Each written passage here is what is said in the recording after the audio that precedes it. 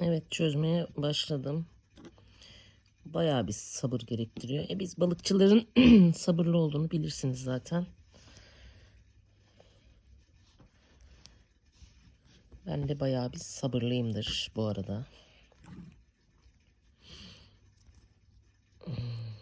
Yani cidden şu anda bunu eğer kesersem 30 metre falan belki daha fazla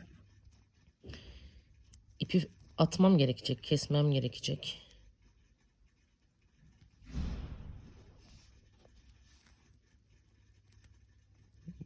Uzun sürecek gibi.